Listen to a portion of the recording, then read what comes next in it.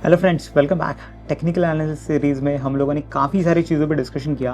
हम लोगों ने स्टार्ट किया था बहुत ही बेसिक से कि कैंडल्स क्या है एग्जैक्टली। तो कहाँ से स्टार्ट किया हम लोगों ने कि टेक्निक्स क्या है एग्जैक्टली, फिर candles, chart patterns, indicators, Wyckoff theory और बहुत सारी डिटेल में इचिमोकू क्लाउड ये वाला स्पेशल इंडिकेटर भी देखा, जिसके साथ साथ एक ट्रेड प्लान के बारे में भी बात की।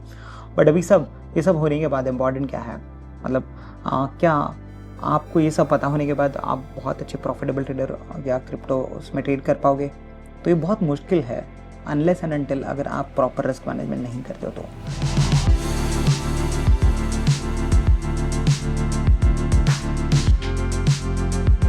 क्रिप्टोज जैसे कि आपको पता है कि बहुत ही वोलेटाइल है। इसकी वोलेटिलिटी और वाइल्ड मूवमेंट्स की वजह से मार्केट बहुत फ्लक्चुएट होता है। कभी कभार तो किसी के ट्वीट की वजह से या किसी न्यूज़ की वजह से, गवर्नमेंट रेगुलेशंस की वजह से बहुत जल्दी पंप या डंप हो जाते हैं बहुत सारे कॉइन्स। तो ऐसी सब चीज़ में अगर आपको सर्वाइव करना है, लॉन्ग टर्म गेम में रहना है, तो आपको रिस्क मैनेजमेंट सीखना पड़ेगा। आपको रिस्क के बारे में समझना पड़ेगा। आप कितनी रिस्क कैलकुलेट करते हो, आपकी पोजीशन साइज अकॉर्डिंगली कैलकुलेट करके ट्रेड लेना पड़ेगा। तो हर एक ट्रेड लेने के पहले मैं आपको बताऊंगा रिस्क को कैलकुलेट करो। बहुत बार ऐसा होता है कि लोग रिस्क कैलकुलेट नहीं करते हैं और डायरेक्टली ट्रेड को ले लेते हैं, जो कि बहुत ही गलत है। आपको रिस्क को मैनेज करना है। आज की वीडियो में हम लोग रिस्क मैनेजमेंट के बारे में सीखने वाले, पोजीशन साइजिंग के बारे में सीखने वाले हैं कि आपने रिस्क को कैसे मैनेज करना है, पोजीशंस कैसे लेनी है हर एक ट्रेड के अंदर, वो जानते हैं ये वीडियो में। अगर मैं एक गोल्डन रूल आपको बताऊं कि रिस्क मैनेजमेंट में पर्टिकुलरली बहुत लोग बोलते हैं 1 to 2% रिस्क पर ट्रेड आप लोगों ने लेना चाहिए, सो दैट आप थोड़ा लॉन्गर टर्म बने रहते हो ट्रेडिंग में। यही मैं आपको बताने वाला हूँ कि आप 1 से 2% ऑफ द कैपिटल, आपका जो भी कैपिटल है, मान के चलो आपका कैपिटल $1000 है, तो उसका 1% या 2% मैक्सिमम आपने उतना ही लूज़ करना चाहिए। जैसे कि 2% अगर मैं एग्जांपल लेता हूँ तो मैंने $20 का ही लॉस करना चाहिए एक ट्रेड के अंदर। मैं ये एक ट्रेड की बात कर रहा हूँ। अगर आपके समझो लूजिंग ट्रेड ज़्यादा होने वाले हैं तो प्रोबेबली आप आपके पोजीशन को और थोड़ा नीचे कर सकते हो, रिस्क को और थोड़ा कम कर सकते हो, शायद 1% पे भी शिफ्ट हो सकते हो। तो आप कोई भी रिस्क को कंफर्टेबल हो वो रिस्क को कैलकुलेट कर लीजिए कि कितना कैपिटल तोड़ने के बाद आपको फ़र्क नहीं पड़ेगा। मतलब मैं तो ये बोलता हूँ कि हर एक ने अपने अनइमोशनल एक रिस्क कैपिटल को भी कैलकुलेट करना चाहिए। मान के चलो अगर मेरे पास $1000 का कैपिटल है और अगर उसमें से $100 का कैपिटल टूट जाता because of trades which go against में, मैं ये नहीं बोल रहा हूँ मैंने गलत ट्रेड लिया, हो सकता है मैं ये ट्रेड एक सिस्टम की बेसिस पे, एक प्लान की बेसिस पे ले रहा हूँ, बट मार्केट सुप्रीम है। हो सकता है मोमेंटम मेरे अगेंस्ट रहे, वहाँ पे कुछ न्यूज़ आ जाए, कुछ हो जाए, प्राइस मेरे फेवर में ना मूव करे, तो क्या अगर मैं 10 ट्रेड गलत होने के बाद इन अ रो $1000 तोड़ने वाला पूरे नहीं, मुझे पूरा कैपिटल वाइप ऑफ नहीं करना है। तो इसलिए मुझे रिस्क को मैनेज करना है, मुझे $100 तोड़ना है, जिससे मुझे पीस फुल लगेगा कि हाँ इतनी गलतियाँ करने के बाद भी मैं 10% ही नीचे हूँ, मैं यहाँ से ऊपर ईजिली जा सकता हूँ। अगर मैं ज़्यादा कैपिटल तोड़ दूँ, अगर मैं हर एक ट्रेड में 3%, 5% अगर रिस्क लेने लगा, तो 10 ट्रेड में 5% के हिसाब से तो 50% कैपिटल टूट सकता है मेरा। तो मुझे वैसे नहीं करना है, मुझे करना है एक प्रॉपर रिस्क एलोकेशन पर ट्रेड। अगर मेरा 2% है तो मैं $20 पर ट्रेड रिस्क लूँगा, उसकी वजह से मैं गेम में ज़्यादा बने रहूँगा। 10 ट्रेड गलत जाते तो शायद मैं 20% नीचे चला जाता हूँ, that is fine for me.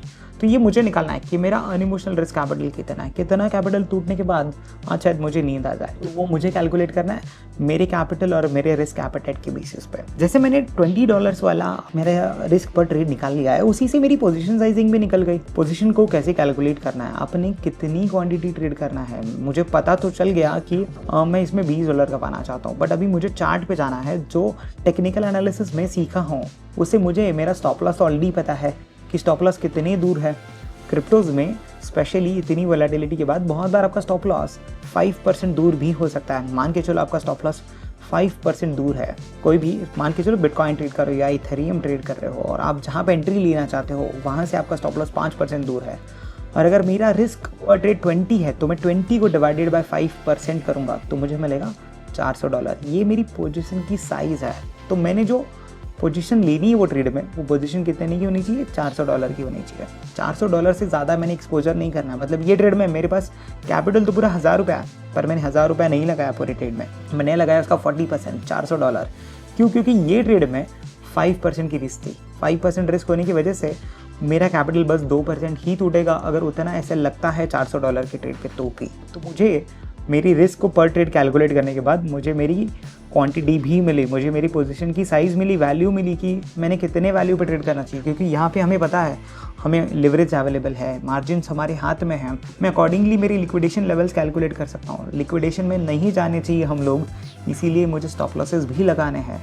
24/7 market होने का ये एक एडवांटेज है हमारे लिए कि हमारे एसएल शायद वहीं पे लगे जहाँ पे लगने चाहिए, जहाँ पे मैंने सेट किए हैं। जब हम लोग कोई अदर मार्केट क्लास या अदर एसेट क्लास में ट्रेड करते हैं तो वहाँ पे गैप अप गैप डाउन्स होते हैं, मार्केट बंद रहता है, हो सकता है मेरा एसएल स्किप हो जाए, मार्केट मेरे एसएल के थोड़ा और दूर खुले, वहाँ पे हम लोगों को तो और बेटरली रिस्क को मैनेज करना पड़ता है। बट रिस्क मैनेज करना उतना ही ज़रूरी है जितना आप एनालिसिस करते हो। अगर आप एनालिसिस बहुत सही कर लो पर आप रिस्क को ठीक से मैनेज ना करो या पोजीशन को ठीक से ना लो तो शायद आपका कैपिटल भी वाइप ऑफ हो सकता है। अगर आपको कैपिटल वाइप ऑफ नहीं करना है, हमें वो कैपिटल को बचाना है और हमें लॉन्गर टर्म एक प्रॉफिटेबल ट्रेडर बनना है, इन्वेस्टर बनना है, तो हमें रिस्पेक्ट करना पड़ेगा रिस्क मैनेजमेंट को, कैपिटल को प्रोटेक्ट करना पड़ेगा। और ये प्रोटेक्शन कब पॉसिबल है? जब हम लोग ये मेथड को फॉलो करेंगे। ये मेथड को ज़रूर फॉलो करो और अंडरस्टैंड करो कि आप लोग कैसे करोगे। रिस्क रिवॉर्ड का गेम है। अगर आप रिस्क 1% की ले रहे हो तो रिवॉर्ड आपका 2% होना चाहिए, जिसको हम लोग बोलते हैं 1:2 का रिस्क रिवॉर्ड। रिस्क रिवॉर्ड उतना इंपॉर्टेंट है। अगर मैं $20 की रिस्क ले रहा हूँ, जब मैंने एग्जाम्पल लिया था, तो मेरा पोटेंशियल टारगेट $40 ही होना चाहिए। अगर मैं 40% भी ट्रेड सही लूँ तो भी मैं नेट प्रॉफिटेबल ही बनने वाला हूँ। बट वापस वही बात आ जाती है कि 60% ऑफ द टाइम्स अगर मैं गलत हूँ तो मुझे गलत ट्रेड में मेरे ऐसे ले लेने हैं, क्योंकि सही वाला जब ट्रेड आएगा तो मुझे मेरा रिवॉर्ड मिलने वाला है। मुझे पता है मेरे प्लान के अकॉर्डिंगली मैं ट्रेड कर रहा हूँ, तो मेरे ट्रेडिंग प्लान में एक इम्पॉर्टेंट क्लॉज ये भी रहेगा, एक इम्पॉर्टेंट लाइन ये भी होनी चाहिए कि मैं रिस्क को कैसे ले रहा हूँ, मेरी रिस्क कितनी है ये ट्रेड में, वो मैं पहले क्वान्टिफाई करूँगा। ट्रेड लेने के बाद नहीं सोचेंगे कि इसका एसएल कहाँ लगाना है, इसमें कितनी रिस्क लेनी है। ट्रेड लेने के पहले सोचना है कि मुझे इतनी ही रिस्क लेनी है, तो इसी वजह से मैं इतना ही क्वांटिटी में, इतनी ही पोजीशन साइज़ पे ट्रेड करने वाला हूँ। ये बहुत इंपॉर्टेंट है। तो आप सब लोग ये समझ लीजिए। बहुत सारे लोगों ने मैंने ऐसा ऑब्जर्व किया है, लोग एक ही ट्रेड में पूरा पोजीशन साइजिंग लगा देते हैं, एसएल उनके पास नहीं होता है, इसीलिए वो लिक्विडेशन में चले जाते हैं, या शायद वो जितना कैपिटल फिलहाल डिप्लॉय है वो शायद उतना पूरा रिस्क पे चला जाता है। वैसे ना कीजिए, बने रहिए गेम में बने रहने का फ़ायदा है। अच्छा जब ट्रेड अपॉर्चुनिटी मिलेगा तो कैपिटल ग्रो करेगा अपने आप, आपको फोर्स नहीं करना है। नेक्स्ट वीडियो में हम लोग ट्रेडिंग साइकोलॉजी के बारे में बात करने वाले हैं, जो भी इंपॉर्टेंट है। रिस्क हम लोगों ने कैलकुलेट कर ली, पोजीशन को भी कैलकुलेट कर लिया, अभी इमोशंस के बारे में जानते हैं अगले वीडियो में। Thank you so much.